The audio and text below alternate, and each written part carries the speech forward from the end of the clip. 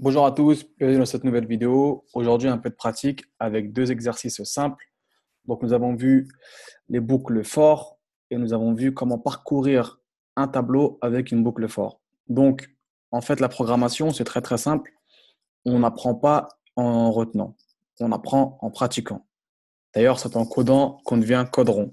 Donc, il faut vraiment pratiquer, faire des exercices, trouver des idées, aller chercher sur Google des exercices à faire. Enfin, faut pratiquer à fond pour que ça rentre. Voilà. Il n'y a pas de secret. C'est comme quand on est tout petit, on apprend à marcher et après on se met à courir et plus on court vite, plus on est à l'aise, etc. C'est pareil avec le code. Plus c'est en faisant vraiment qu'on apprend. OK. Donc là, je vous propose deux petits exercices. Donc, je vais vous donner les énoncés. Après, vous mettez pause sur la vidéo, puisque moi, je vais corriger.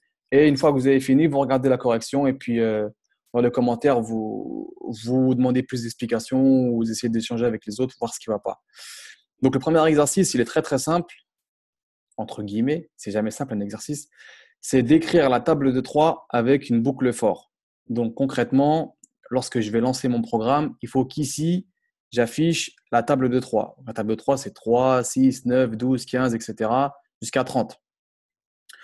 Le deuxième exercice, il va utiliser, je ne vous dis pas, mais c'est pareil, il faut afficher les jours de la semaine. Donc ici, il faut que j'ai lundi, mardi, mercredi, jeudi, vendredi, samedi, dimanche.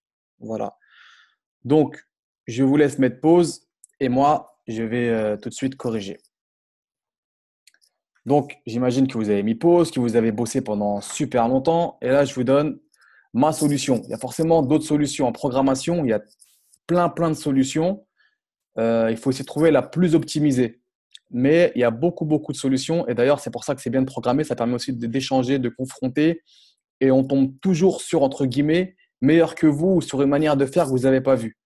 Donc, il n'y a pas de mauvaise manière. Quand on débute, l'essentiel, c'est que ça fonctionne.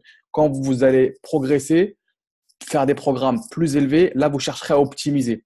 Donc là, pour le moment, la première étape, c'est que ça marche. Quand ça marche, ça peut, vous êtes un boss. Plus vous avancez, plus vous allez essayer d'optimiser votre code et de réduire des lignes de code. Même aujourd'hui, professionnellement, je peux tomber sur un code que j'ai fait il y a un an et me dire, mais je suis un ouf, pourquoi j'ai fait ça? Ça, c'était beaucoup plus simple. Et ça arrive très fréquemment. Donc, c'est parti. Donc, pour afficher la table de 3, j'utilise ma boucle for. Donc, c'est parti. J'ai besoin d'un compteur. Donc, comme j'ai dit, la convention de nommage, c'est de mettre le compteur, de l'appeler, d'avoir une variable qu'on appelle i. Je mets $i égale à 0. Ensuite, ma condition, ça va être que i est plus petit ou égal que 10. Pourquoi 10? Puisque vous avez été à l'école, je suppose, au moins jusqu'au CM2, j'espère. Donc, je ne sais même pas l'état d'éducation, c'est en quelle classe? 6 en CM2, en CM2, on a vu ça. En tout cas, en CM1 ou en CM2, on voit l'étape de multiplication. Je crois qu'en CE2 même. Bref, ce n'est pas le sujet. Donc, on fait 3, 6, on fait 3 fois 1, 3 fois 1, 3 fois 2, 6, 3 fois 3, 9, ainsi de suite, jusqu'à 10. Donc, ma condition, c'est ça. Ensuite, ce que je fais, c'est que je mets juste i++, tout simplement. J'incrémente mon i de 1 pour aller jusqu'à 10. Et enfin, comment je vais afficher mon résultat? Je vais faire écho de i, OK, fois 3. Voilà, je fais un slash backend pour que ça soit propre, qu'on ait un bon petit retour à la ligne ici. Voilà, je lance mon programme, bim, et qu'est-ce que j'ai? Ma table de 3. 0, 3, 6, 9, 12, 15, 18, jusqu'à 30. Voilà, parfait. Si j'avais eu ça à l'école, j'aurais eu forcément de meilleures notes. Je commence à 0. OK. Tant que i est plus petit que 10, j'incrémente i de 1. C'est comme ce que vous ferez si je vous dis tout de suite maintenant de faire la table de 3. Vous allez faire dans votre tête 3 fois 1, 3, 3 fois 3, 3 fois 2, 6, 3 fois 3, 9, 3 fois 4, 12. C'est exactement ce que je fais. Sauf que j'affiche le résultat. Je fais dollar de i fois 3. Donc ça va faire 0, 3, 6, 9, etc. Et je fais mon retour à la ligne. Donc là, ce n'est pas très propre puisque je le fais entre guillemets sur une seule ligne. Je peux mettre une variable intermédiaire, on va dire. Je vais mettre result égal. Et puis là, je vais décider d'afficher mon résultat. Voilà. Hop, ce qu'il veut celui-là. Et là, je vais décider d'afficher mon résultat. Voilà, hop, je clear ici. Et là, c'est good. Ensuite, ce qu'on peut faire pour aller un peu plus loin, bon, là, ici, c'est terminé. Je vais commenter ici. OK, je vais rajouter ça pour commenter tout le truc. Et maintenant, je vais passer au deuxième exercice qui était de créer un programme qui va afficher les jours de la semaine. Donc, on a vu les tableaux. On a vu comment parcourir un tableau. Donc là, dans mon cas, c'est très, très pratique. Je vais créer un tableau que je vais appeler semaine. Donc, souvenez-vous, en PHP, comment on crée un tableau. Dollar variable semaine égale, donc là, le nom de la variable. Et vous lui mettez soit des crochets, comme ça, soit vous mettez array. Voilà, l'un ou l'autre. Et à l'intérieur, vous mettez vos éléments. Moi, je préfère mettre crochet, mais c'est une question de préférence. Donc, je stocke ici mes jours de la semaine. Donc, lundi, mardi, hop, mercredi, jeudi, hop. J'aurais dû préparer ça comme ça aurait été tranquille. Ensuite,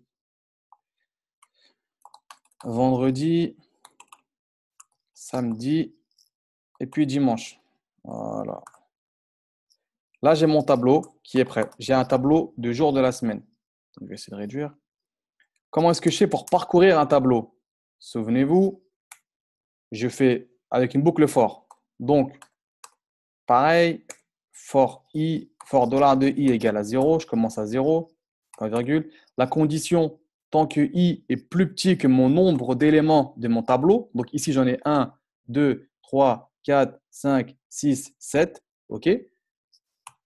Voilà, plus petit égal que 7. Ensuite, je vais mettre même 6 parce que je commence à compter à 0 normalement.